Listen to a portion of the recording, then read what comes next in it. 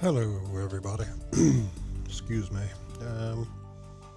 Just was out with some friends earlier this evening and didn't even realize that it was 9/11 coming up here. I just started the broadcast here around 11:54 Eastern Standard Time and about 4 minutes away from 9/11/22. So 21 years later. Amazing. That long ago now.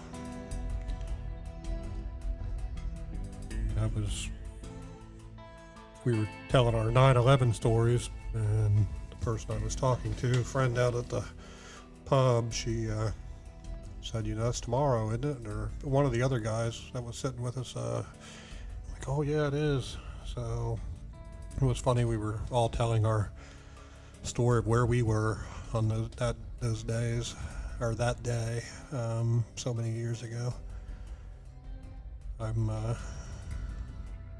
So I'll start with mine. I'm not going to get into geopolitical necessarily, but just want to tell my story of where I was. I was living in Northern Virginia, working in downtown Washington, D.C. About 3 blocks from the Whitehouse. I had left that morning just like any other day, heading into work. And when I got to work, that was before the first plane. But shortly after, that's when everything started happening. Trying to pull up some notes from my story. It's changed a bit over the years. I don't even know if I still have that here in my notes on my iNotes or whatever. So, but yeah, the first thing I remember seeing personally or hearing was one of my friends' co-worker who was across the hallway from me. I was trying to get out to the internet. Normally first thing in the morning you get in to work and check the news, what's going on, and trying to get that picture. Oh, okay, that's on the browser. So I found that pretty picture here. This one here.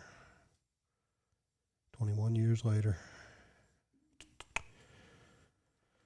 Yeah, I just grabbed that. Any copyrights, whoever, credit. It looks like it's coming from New York Times, so credit to photographer. I don't know if it's in the data or not, but doubt they'll get me for a copyright strike for 9/11 stuff. But whoever took that, you know who you are, and good job. So yeah, so I remember trying to get out to the news, and internet was down and blocked, and well, not blocked, but just congested, and couldn't really get out to any news sites. So I yelled out to him, like, have you, what's going on? I was get ready to call like the help desk to see if the internet was screwed up or something. And then I got like an all circuits busy, even on the office phone. So I guess things were escalating quickly, but I was still oblivious. But my office mate, he said, here, go to this website. I guess he found one that was still accessible. It was the St. Petersburg Times, sptimes.com down in Florida.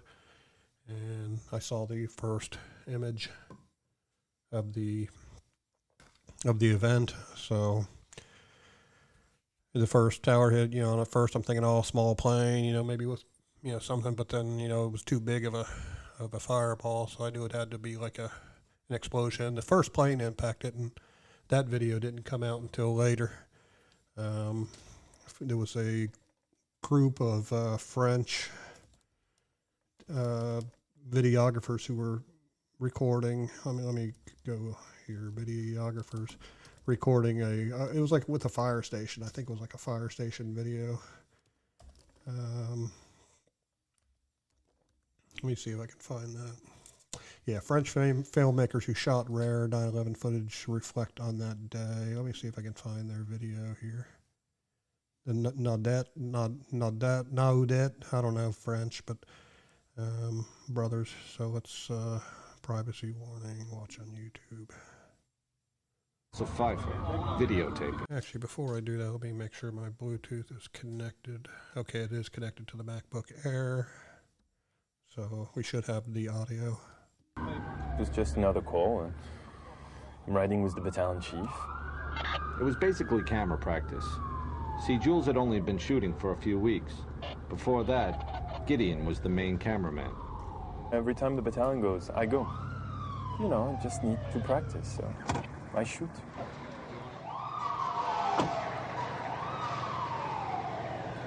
And I don't stop. As they were recording it, it hit. They heard the plane. There it is.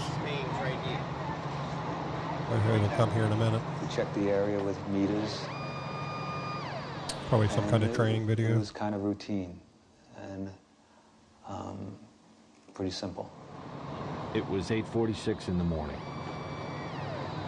And then we heard a plane come over, and in Manhattan, you don't hear planes too often, especially loud ones.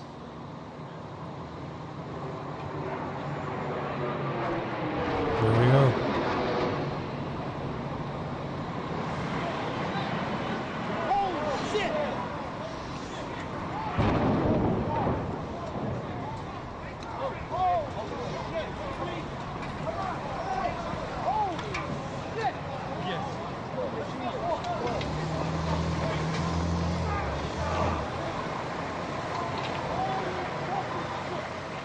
Right then and there, I knew that this was going to. So that was the first. So yeah, it's crazy. And then the second one here, I'll go ahead and play that, just get it out of the way.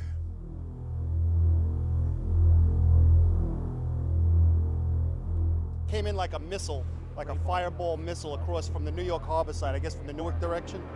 It came in like a spear. It just speared through the building like a fireball.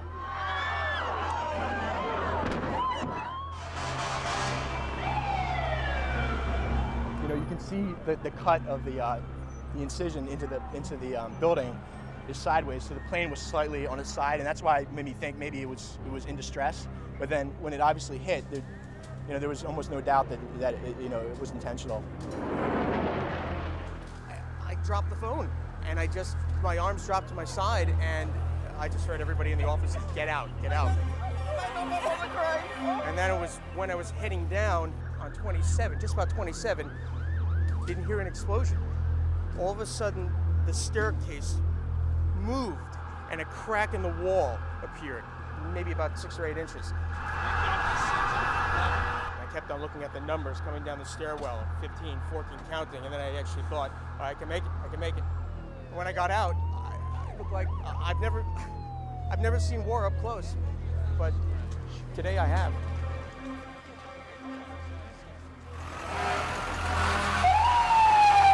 You know, I said, that's gonna go down like the first one. And it came down, and it was just this sound, this rumble,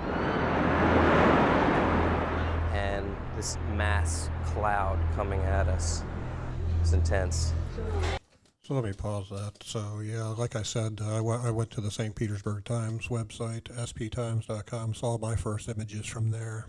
It's rather, again, just so much going through my mind, and it was a little bit like immediate, not immediate aftermath. Everything was a bit fuzzy, but of course, we're trying to get more information. We're in the hallways. Everybody's talking about it. You start hearing people, things picking up and so on. And like I said, it's early in the morning, so a lot of the people are just arriving into work when that happened.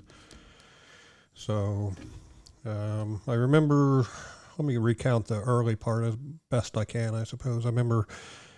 Going to a desk of somebody just down the hall from me, and everybody was sort of gathered around it, talking about it, and for a little bit, speculating. I don't remember specific conversations, but just trying to figure out what's going on. And I remember another girl. This was probably around the time the Pentagon hit. I mean, I guess the second plane.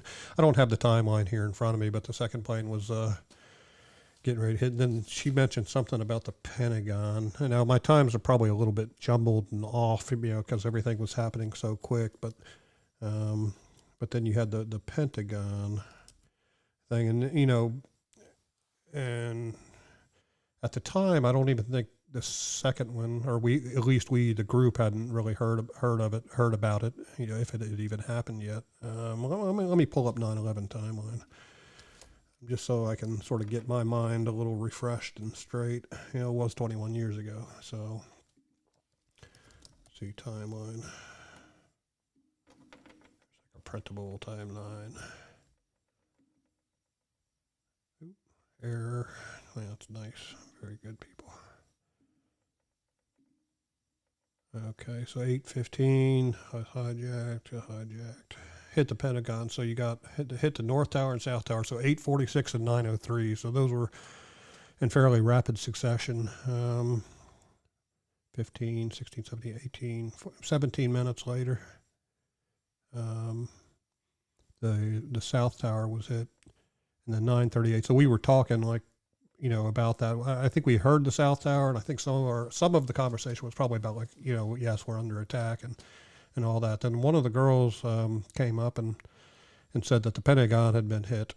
So that was probably just right after the 9:38 time frame. So probably in 9:40 something, she mentioned that. And at first, you know, I don't even know why I guess we were still in okay spirits, but we sort of thought she was like, you know, just fooling with us or whatever. But I could tell just the look on her face or whatever, she was serious. So,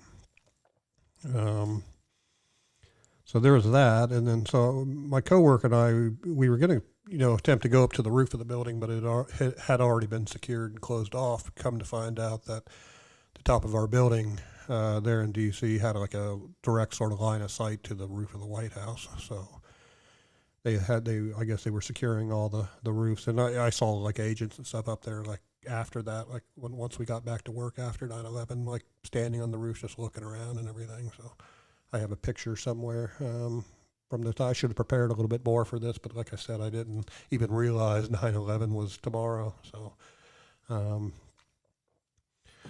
yeah, we finally made it to a conference room that had a bunch of TVs on the wall. We had like every channel tuned in, every TV, different channel, like you see in the movies, like the big law firm conference rooms. And that's when, you know, really the magnitude of what was going on sort of hit us all.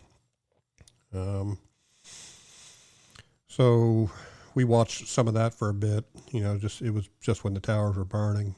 I guess the first collapse, if I'm looking here, it's, it hit at 9:03 and then collapsed 56 minutes later. So, so it looks like right around, almost at 10 o'clock, like 9:59, the South Tower collapsed, according to this timeline. By that time, my coworker and I, we had headed out onto the streets in D.C. You know, I was a smoker, so, you know, just with all the stress, you know, I wanted to go smoke and walk and see sort of what was happening. Of course, it was a sort of a madhouse out on the streets. You know, people who were coming in were turning around probably or getting ready to head back out, and then you had people who were already in the office who, you know, realized again the magnitude. They're like trying to get out of the city, not knowing what more was coming. The Pennsylvania flight, we didn't hear about that till much later. And so, yeah, that was the Flight 93, Pennsylvania. That didn't happen in, let's see, crash time. I guess 10:03 was the official crash time, Shanksville, Pennsylvania. So it all happened again in sort of rapid succession to each other. But I just remember, you know, obviously first responders were out in force. I remember seeing some military vehicles driving down through the mall, down through the grass in D.C. because, you know, the roads were congested so much, you know, cop cars and some Humvees and military vehicles driving through the mall. to get to where they needed to go to. So instead of like walking like out of the city or whatever, we actually walked toward the White House.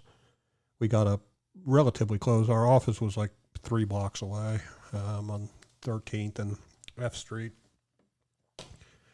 So we walked toward the White House. Again, I remember seeing some what looked like agents who were off duty and they were heading back. And, you know, I remember seeing a guy like with a portable razor shaving. And we were, you know, walking literally sort of between the cars and everything. And there was like a submachine gun on the passenger seat. So he must have been military or Secret Service or something. So I remember that. And then, of course, they cordoned off the White House eventually and blocked that. So we headed back down toward, you know, what I call the backyard of the White House, which is the very long side that, you know, the iconic pictures, you know, with the helicopters coming in, the helicopters laying in the backyard. The front yard's a little yard in the front where, you know, cars come in, you know, with the fountain. I guess there's a fountain in the back too, but so from there, you know, they sort of kept pushing people back a little bit away from the perimeter. And so we ended up basically hanging out down around the Washington Monument, which is up on sort of a little bit of a hill. I had cell phone, but we were getting circuits busy. I remember that cell phone specifically was a little Motorola flip phone. And then I think I tried a pay phone too, and it was same thing, circuits busy. Now, fortunately, I took my work bag with me. I knew I wasn't heading back to the office, so I had my shoulder bag with me, and I just a few months before 9/11 had gotten my amateur radio, ham radio license. So I'm like, oh, let me get that out. So from the Washington Monument, I didn't think I was going to be able to connect to anything. You know, I figured things would be congested if it did, but I did pull out my ham radio, my little walkie-talkie HT, and tuned it to the repeater frequency of the club that I was involved in Woodbridge, Virginia. And of course, there was traffic already, but I made sure to check in there and just, you know, let everybody know I'm downtown, but everything's cool, and I'm making my way back to Woodbridge. So from there, we sort of hung around there a little bit, but then, you know, I also had different government frequencies programmed in, FBI and Secret Service was already pretty encrypted by that point, but the FBI and some of the other agencies were not. So I was sort of getting some general information on like what was being closed. You know, we did find out they were closing the metro system within DC, as well as the train that I used to take in, which is the VRE, Virginia Railway Express. They were not letting those enter or exit DC proper. So the only real option, and I think they closed off most of the bridges, like I think there was a bridge for Highway 50 and stuff over in a different part of the city. I think they closed most of those bridges off, but the only one they left open was the primary 14th Street Bridge to funnel out as much traffic onto I-95 as possible. And so, well, actually, I think when we walked the bridge, I think it was still closed to vehicle traffic, which, you know, caused congestion. But we walked over the 14th Street Bridge down into Crystal City, Arlington, and it was, you know, it was already a pretty warm morning by that time. It wasn't super hot, but just being on the asphalt and walking over the bridge on the highway, I mean, that's not something people normally do. So it was already starting to heat up a bit. But and you know, I'm in work shoes, dress shoes. But you know, I remember we got over the bridge, and by that time, I mean, we had already seen the smoke from the Pentagon, and as we got closer, it, of course, got bigger, and we were just literally within sight almost. I mean, it was just surreal. But once we got over into Crystal City, we popped off one of the exits and to where my co-worker's apartment was, and we walked down got off that exit just like as if you were driving, and then walked toward his condo building. It was sort of a high rise. I forget what floor he was on, like the 14th, 15th floor or something, and maybe 17th. I don't know. But it didn't have a direct view of the Pentagon. I don't think. I want to say it was sort of a southward facing from there. But we basically turned on the TVs and was just sort of absorbing it. And by that time, I guess I wouldn't say I was in shock, but it was just, sort of like a weird time. And so basically just sat there watching. And by that time, we were seeing the first images of the collapse of the South Tower, looking at this timeline. And then I guess a little bit after that, the North Tower collapsed. So I just remember what went through my head. It was just like all those people, just those three words, all those people. I mean, by that time in the morning in New York, there had to have been a lot of people already up in the Trade Center. But, at least they had the time they had to get out. Of course, people died still, but, who couldn't make it down from the top, or people who just ignored it, thinking that the building was going to hold and that they would come and be rescued. And they, some of them were on the lower levels, but, some of the top ones, as you saw in later images, which I'm not even going to play here. I don't want to get strikes or anything, but there's pictures of people jumping, because I guess whatever they felt or whatever was going through their mind, jumping was a better option than either burning or, being physically destroyed in the collapse of the building. So they decided to jump. I guess that's, in a way, it's sort of a peaceful way to go. At least you have the wind in your hair. I mean, I'm just trying to, in my own mind, what would go through my head to make me do that. And I guess it would be sort of that moment of weightlessness, of, a sort of freedom from the situation. And then, when you hit, obviously you're gone, like instantaneously. Especially some of the pictures that you saw, they went head first. So of course they were going to be. It was going to be painless for them. Bless their souls. So, but so I hung out at my friend's place for a while, and then realized I had to start making my way back home. Since I took the VRE train in, my car was parked down in Woodbridge at the station there.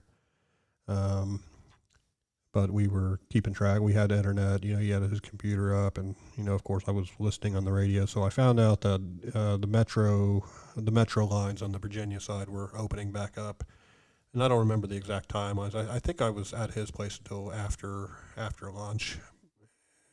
So I made my way down to the Crystal City Metro, got on that down to Alexandria? Yeah, it was Alexandria Station. And that's a metro.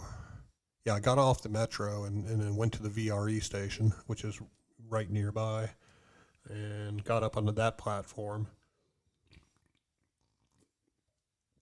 And I want to say that was the northernmost VRE that was open. I don't know if Arlington was, but I think it was. Again, my memory is bad. So it was either it was King Street. Yeah, the King Street. I'm pretty sure it was the King Street station. So got up there, and there was a lot of people already there who had made their way out of D.C. like I did, or talking just and over listening and hearing people. Some of them were even Pentagon folks who were in the building at that when the Pentagon got hit. So then we found out, they were going to link the VRE trains together to get more, because normally each day on a VRE there were multiple lines, but there were so many people waiting already that afternoon that they decided to go ahead and link a couple of the scheduled routes together to get everybody out. So I remember when they were connecting, one of the trains was still in the south, heading into the station from the south, and then the ones that brought me into work were heading down from Union Station in D.C. and they had to connect. And I remember, I guess everybody's nerves were frayed, and the conductors and engineers as well. And when they connected the train, the connector links, on the trains that connect, sort of like that, like a S. They hit a little too hard, and I had never seen the reaction like that. Everybody basically hit the ground, and myself included, basically hit the ground. We thought it was like a bomb, going off, but the poor conductor, he was just, he apologized profusely later. He's like, "I'm so sorry," after everything you all been through and everything, that happened, and everybody sort of laughed it off a bit. But so to sort of fast forward, I made it back down to the Woodbridge station where I was parked, and then some others had to go all the way down to Fredericksburg and Dumfries and parts, Stafford, down further south. So, but I got off down there. I think I want to say it was probably around 4 something, and made my way from the station back to where I lived, which wasn't too far, but of course traffic was hectic. But made it back home. I want to say my brother was either working from home or already was home. So of course we talked, and then everybody I lived on a sort of a cul-de-sac. So everybody, all the neighbors who we knew a few of them, but it really brought everybody out, because in the early evening, we all came outside. My ex-wife had gotten back home, I think a bit earlier that day. Had pulled in, my brother, his girlfriend, and then all the other day we were out basically just standing in the street talking. And I remember one of the neighbors had worked in the particular section of the Pentagon that got hit that day, and they had just finished, remodeling I think it was the 2 outer rings, or the Pentagon has multiple rings around it, if you pull it up on Google and look at it. But I think they had just finished like that side of the building, like remodeling it.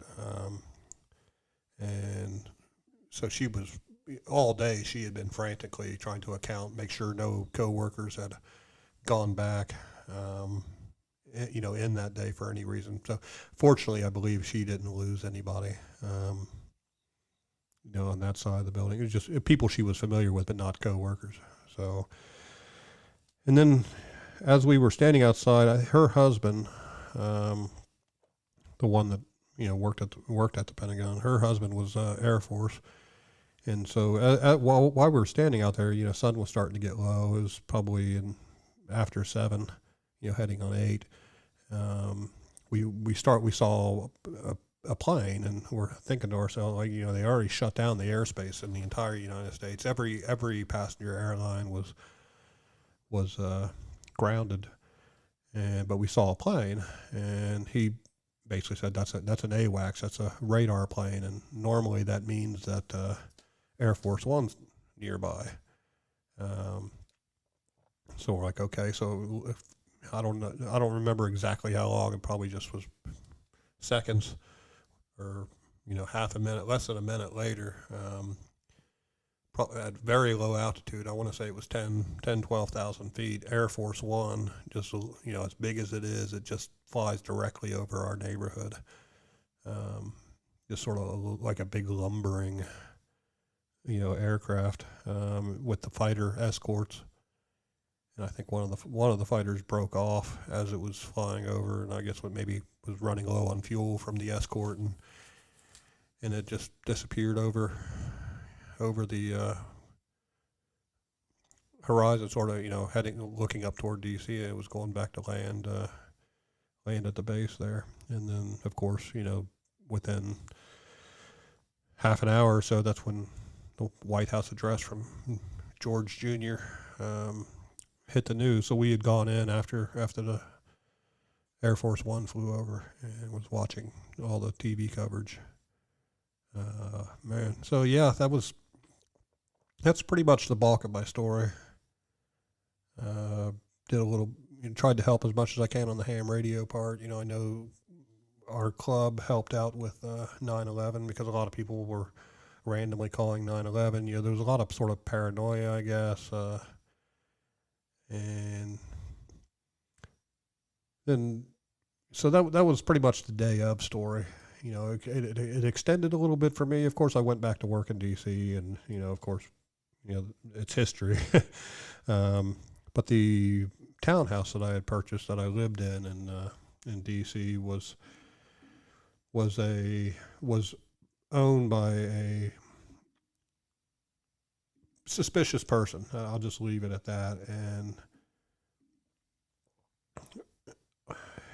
so, and I come to find out later it was my real estate agent that had reported it. But there was a fellow. He was a single guy. He was, I want to say he was Lebanese. I'm not going to say names or anything, but he was a Lebanese flight instructor who had sold me the townhouse that I lived in to move to Florida, which is supposedly where the hijackers were trained. That moved to Florida and was like I said, a flight instructor, a multi-engine jet flight instructor. So I guess that really raised a lot of flags. So I remember, you know, this was, I think maybe a few months later, right after 9/11, I got a call from my brother saying, you know, hey, the FBI was here and they want to go into your house or whatever. They want to see if, you know, was anything left from the guy that lived there. And I told them no, you know, I want to be there, but they still wanted to interview me and get my take on what I knew of the guy. The only time I'd really ever met him was a few times. My brother and I lived next door, so I'd seen him a few times when I was out at my brother's, you know, when we did cookouts and everything out on the deck and talked. And he was a nice enough fella, but so they wanted to just sort of see what you know, my perception of him and then to ask me other questions about the house. I guess they were a little suspicious that I didn't want them to go into my house, but, you know, my ex-wife at the time was in, you know, police academy and stuff. So I didn't have anything again. Basically, my reasoning was I did have guns, you know, and we had no kids. It was just me and her. She's in police academy, so we had like a gun on each nightstand. I probably had my SKS, AK-looking SKS, like, you know, probably sitting in my office. It would probably looked a little bad, so that's why I didn't want them going in. Now they did, I think, come down later. And the only thing they found was I think it was an old prayer rug and like a little teapot and a couple little trinkets that were left in like a basement, like a tote, and that I think that was it. And so nothing really more came from that. And I did email a picture when I first looked at that townhouse. The guy still lived there, so I was just taking pictures to send to my now ex-wife. And in one of the pictures, I wish I had this handy. In one of the pictures, there was a book on the cabinet or on the sink in the master bedroom. That was titled like "Flying Multi-Engine Jets" or something like that, and it was upside down in the picture. I didn't see it until much later when I was going through everything, but I just thought, whoa, that's creepy. Gave me goosebumps. I'm getting goosebumps just thinking about it. So, yeah, that was interesting. I emailed that to the agent. As far as I know, nothing came from that link or connection. And yeah, so that's my 9/11 story. I mean, I guess I'm up to about 35 minutes. I guess I'm just going to cut it here. I thought about trying to get some friends on, but it's pretty late. Let me check my phone. I don't think anybody came back to me. It's a Saturday night. They're probably watching TV, or a few of them I know are still out at the local pub. But yeah, again, I didn't want to get into geopolitics and conspiracies, and even though all you know I'm into that, I just don't want to get into all that, really, to be honest. It might make the video more popular, but it would probably also flag me on the fact checker. I'd probably get a little banner under my video here that, oh, he's spreading conspiracy. I'm probably going to get that anyway, just because I just said those words. So that's I hope everybody else has a good day, and if you're old enough to remember it, I hope you didn't lose anybody, and I hope it wasn't too traumatic of a day for you. And I guess it's just sort of a time to remember the people lost and in all the different locations. So yeah, hey, everybody have a good night and peace out. Bye-bye.